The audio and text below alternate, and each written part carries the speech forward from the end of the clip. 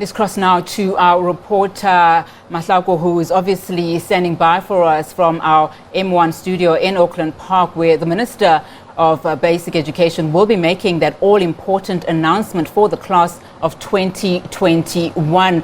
Mahlako, thank you so much for your time. Of course, we're minutes away from what is expected to be a technical briefing from the Basic Education Department. Talk to us about what we are likely to hear there. Yes, indeed, we are minutes away from that briefing by the DG at 4 p.m., that technical briefing.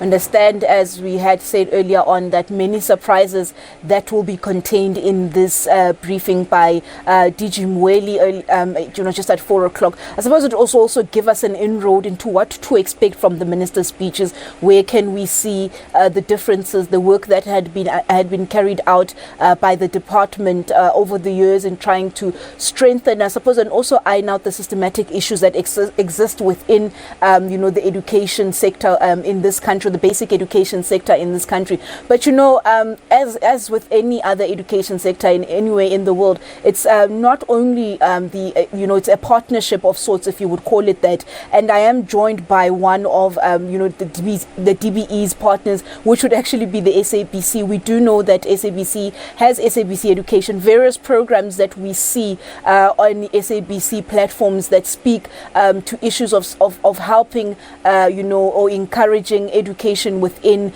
this, the country's landscape. But also, I suppose, SABC also seeing to their mandate, which is also to educate. I am joined by SABC GE for Corporate Affairs and Marketing, Ms. Gugu Ntuli, and she's just going to speak to us a little bit about what is it that the SABC has done over the years. Are they seeing the fruits of the investment that they are making and the partnerships that they have struck in terms of trying, giving back in terms of education and also just meeting that particular mandate that they have as the public broadcaster? Ms. Ntuli, thank you so much for talking to us.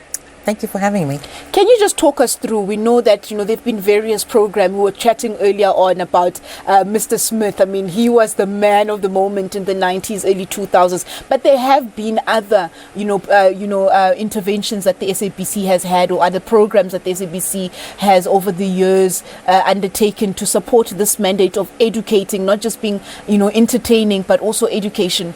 Absolutely. I mean, as you said, we were discussing earlier that, both of us probably wouldn't be here without Mr. Smith. And really, I think the most important thing here is that as the public broadcaster, we have a mandate. We have a mandate to not only inform, to educate, and to entertain the nation.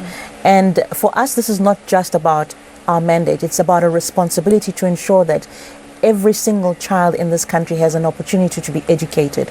And to that point, we have, as the public broadcaster, been involved in a number of initiatives over the years. As you know, SABC Education in particular was launched 25 years ago.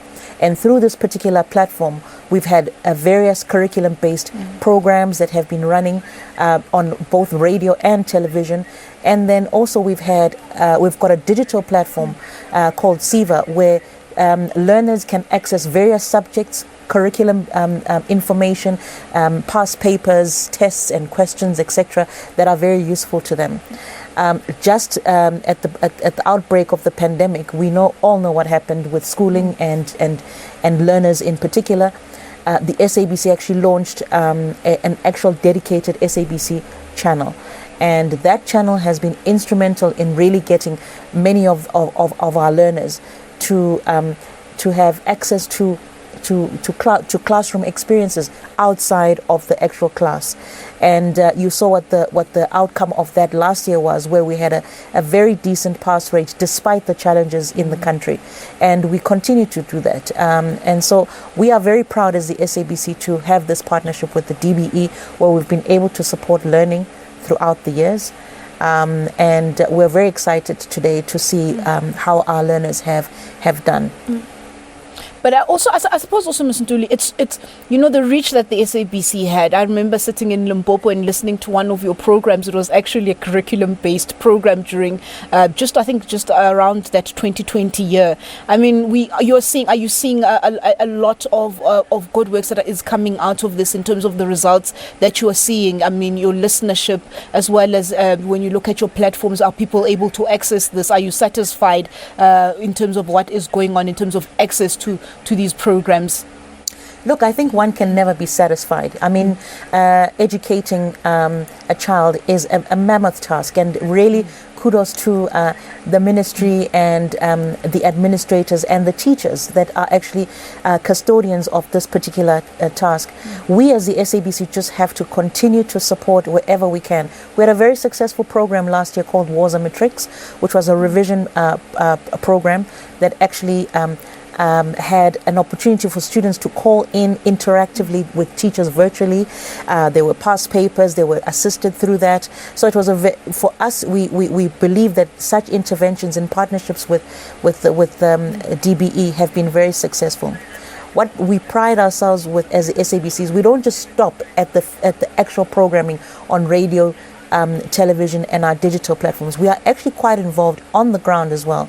Just it was early this week, we were actually donating computers to schools across the country. We were in Da'a this past week, where we've actually selected schools that really are in need, and we donated computers because we know that students who are actually embarking on studies that are technology inclined do not have access to that at home. So that has been one of the initiatives, and we've also had bursaries as the SABC, offering bursaries to students to continue with further education. And we've just had our final graduate just this past week, who graduated from medical school in Pretoria. So we're very proud of these initiatives, and we will continue as part of fulfilling our mandate, but also as a responsibility as citizens of South Africa to really support education in this country. Yes, you've heard the Unati SABC GE for Corporate Affairs and Marketing, speaking about the various interventions that the SABC has undertaken, I suppose, in fulfilling that mandate, which is to also educate. But also, I know that they are also going to be partaking in the Second Chance program. More details of that will definitely be available on the SABC website as to how you can access that. We know that, the department has intensified, that program to ensure that people that either did not do quite well in terms of this National Senior Certificate, or people that found themselves having to drop out when it came to pursuing that that Matric certificate, will now be able to go back. SABC also, I suppose, playing their part, saying that many various interventions that have come on behalf of the SABC from your digital platforms, television, as well as from radio, television and other platforms of the SABC, to ensure that South Africans have that access, but also SABC going out to his people in terms of the bursaries that they've given, but also the various donations in far flung out areas like your DR. But I think just before we let's just wrap up here and maybe go to break, and then we'll come back for that technical report by DG Moeli.